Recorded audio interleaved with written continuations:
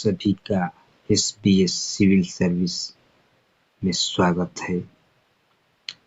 आज हम कक्षा 10 के बुक भारती भवन के अति लघु उत्तरीय प्रश्नों को देखेंगे। तो आइए शुरू करते हैं। सबसे पहला प्रश्न दिया हुआ है, जैव प्रक्रम किसे कहते हैं? वे सारी क्रियाएं जिनके द्वारा जीवों का अनुरक्षण यानी मेंटेनेंस होता है, जैव प्रक्रम कहलाती है। इसके बाद दूसरा प्रश्न,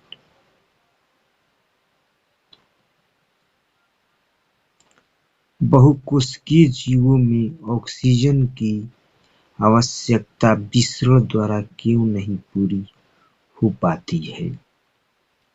तो आंसर देखिए, बहुकोशिकीय जीवों की शारीरिक संरचना जटिल होती है तथा बहुकोशिकीय जीवों की सारी कोशिकाएं पर्यावरण के सीधे संपर्क में नहीं आती है, अतः विसरण द्वारा जरूरत पूरा नहीं हो पाती है। इसके बाद प्रश्न संख्या तीसरा, जीवों में पोषण की प्रमुख दो विधियां कौन कौन सी है? आंसर, जीवों में पोषण की मुख्यतः दो विधियां स्वपोषण और दूसरा परपोषण होता है। प्रश्न संख्या 4, हरे पौधों में किस प्रकार का पोषण पाया जाता है? स्वपोषण। प्रश्न संख्या 5, जंतुओं में पोषण की कौन सी विधि पाई जाती है? परपोषण। जंतु एवं जीवों में कौन सी पोषण की विधि पाई जाती है? तो परपोषण। इसके बाद प्रश्न संख्या 6, 3 प्रकार की परपोषण विधियों के नाम लिखें। आंसर, मृतजीवी पोषण, परजीवी पोषण और तीसरा प्राणी संपोषण। आप सबको ये वीडियो अच्छा लगे तो लाइक, सब्सक्राइब और शेयर जरूर कीजिएगा। प्रश्न संख्या 7, संपूर्ण प्रकाश संश्लेषण की प्रक्रिया का रासायनिक समीकरण लिखें। रासायनिक समीकरण देखिए, 6CO2 plus 12H2O, Surya Prakash chlorophyll यानी C6H12O6 plus CO2 plus 6H2O, ये संपूर्ण प्रकाश संश्लेषण की प्रक्रिया का रासायनिक समीकरण है। इसे आप लोग याद कर लीजिएगा। प्रश्न संख्या 8, प्रकाश संश्लेषण की प्रक्रिया में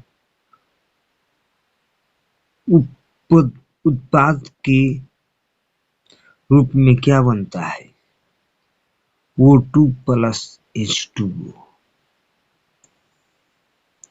प्रश्न संख्या 9, प्रकाश संश्लेषण की प्रक्रिया हरित लवक या क्लोरोप्लास्ट में ही क्यों होती है? इसका आंसर देखिए, पादप कोशिकाओं के भीतर हरे वर्ण हरित या क्लोरोफिल की उपस्थिति, अतः प्रकाश संश्लेषण प्रक्रम केवल क्लोरोफिल के मौजूदगी में ही संभव है। प्रश्न संख्या 10, प्रकाश संश्लेषण प्रक्रिया के लिए किन किन पदार्थों की आवश्यकता होती है? Answer, CO2 plus H2O plus chlorophyll plus सूर्य का प्रकाश, ये चारों चीजें मिलाकर प्रकाश संश्लेषण की प्रक्रिया पूरी होती है। तो आइए प्रश्न संख्या 11 देखते हैं।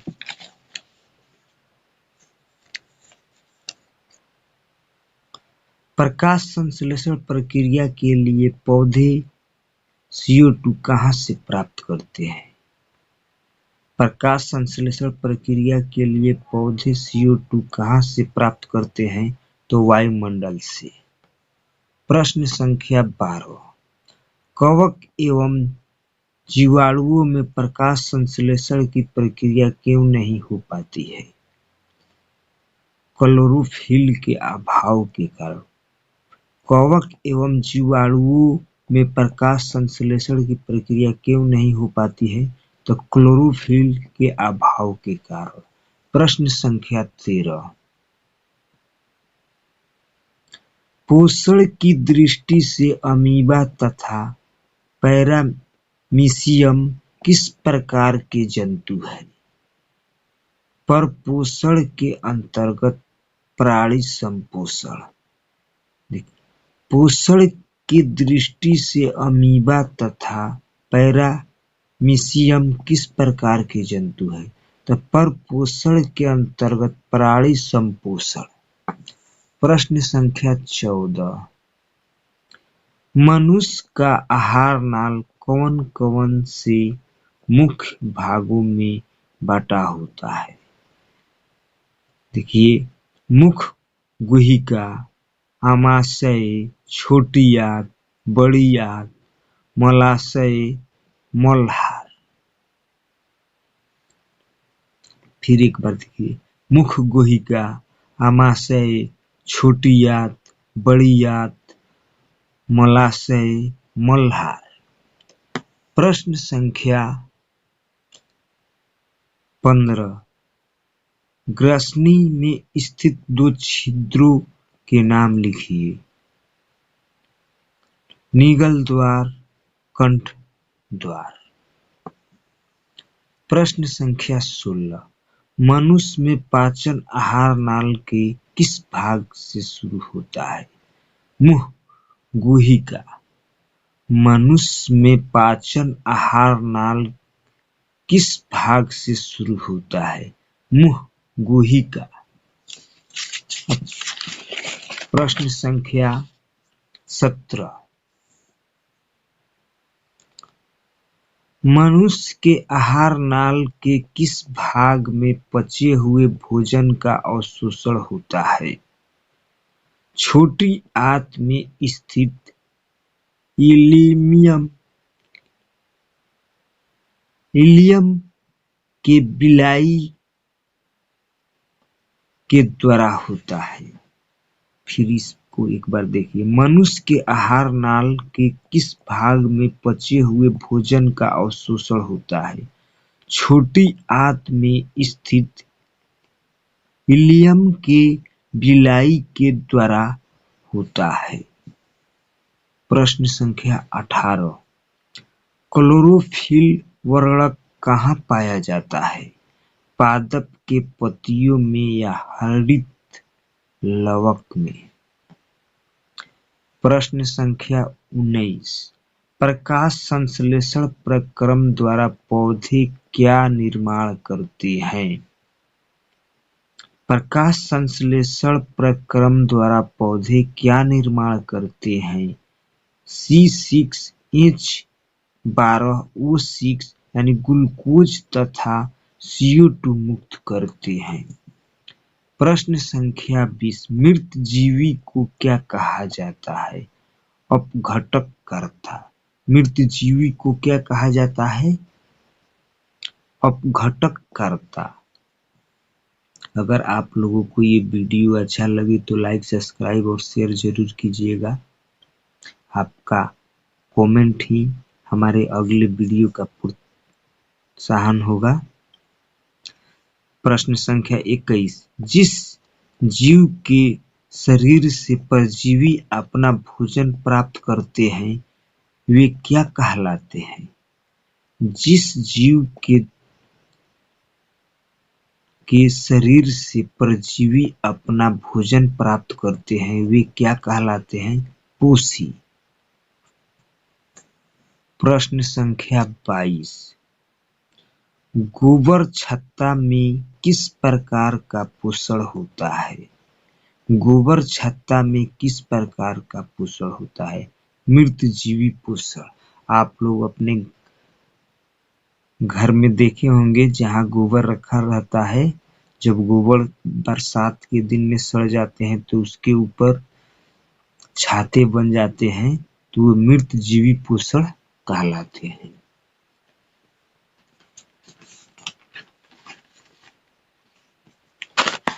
इसके आगे देखिए प्रश्न संख्या 23।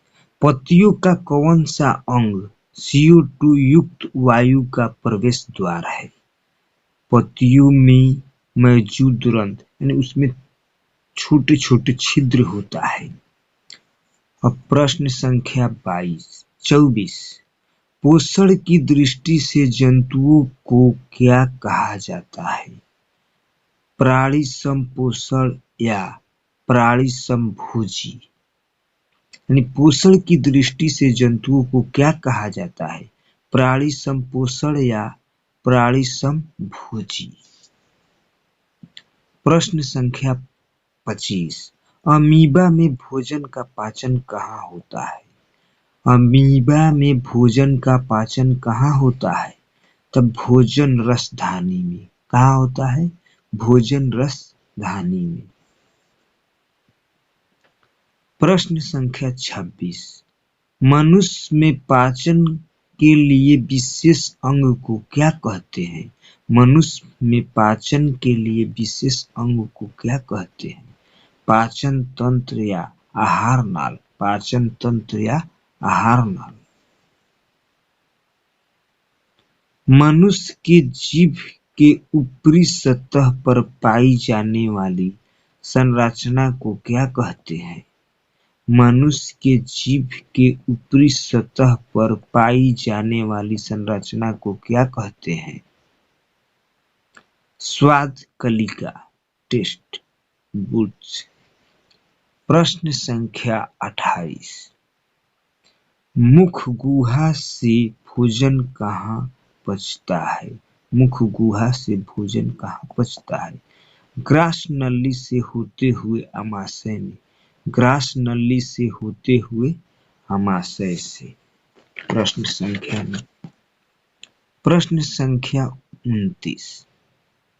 ग्रास नली की दीवार में तरंग की तरह होने वाले सिकुड़न एवं फैलाव को क्या कहते हैं? क्रमाकुंचन। क्रमाकुंचन। क्रमाकुंचन। ग्रास नली की दीवार में तरंग की तरह होने वाले सिकुड़न एवं फैलाव को क्या कहते हैं? क्रमाकुंचन। प्रश्न संख्या 30। भोजन में मौजूद प्रोटॉन को पेप्टोन में कौन सा एंजाइम परिवर्तित करता है? पेप्सिन। भोजन में मौजूद प्रोटॉन को पेप्टोन में कौन सा एंजाइम परिवर्तित करता है? पेप्सिन। प्रश्न संख्या 31। आहार नाल के सबसे लंबे भाग को क्या कहते हैं? छोटी आंत। आहार नाल के सबसे लंबे भाग को क्या कहते हैं? छोटी आंत। शरीर की सबसे बड़ी ग्रंथि क्या है? यकृत यानी लीवर। शरीर की सबसे बड़ी ग्रंथि क्या है? यकृत यानी लीवर। पाचन की क्रिया कहाँ पूर्ण होती है? छोटी आंत। पाचन की क्रिया कहाँ पूर्ण होती है? छोटी आंत। प्रश्न संख्या 34। छोटी आंत एवं बड़ी आंत के जोड़ पर अवस्थित नली को क्या कहते हैं? छोटी आंत एवं बड़ी आंत के जोड़ पर अवस्थित नली को क्या कहते हैं? सिक्कम। क्या कहते हैं? सिक्कम। प्रश्न संख्या 35। उपजा भोजन अस्थायी तौर पर कहाँ संचित रहता है? उपजा भोजन अस्थायी तौर पर कहाँ संचित रहता है? मलाद्वार यानी रेक्टम, मलाद्वार यानी रेक्टम। अगर आप लोगों को ये वीडियो अच्छा लगे तो लाइक, सब्सक्राइब और शेयर जरूर कीजिएगा और कमेंट में जरूर लिखिएगा, इससे मेरा उत्साह बढ़ेगा। धन्यवाद।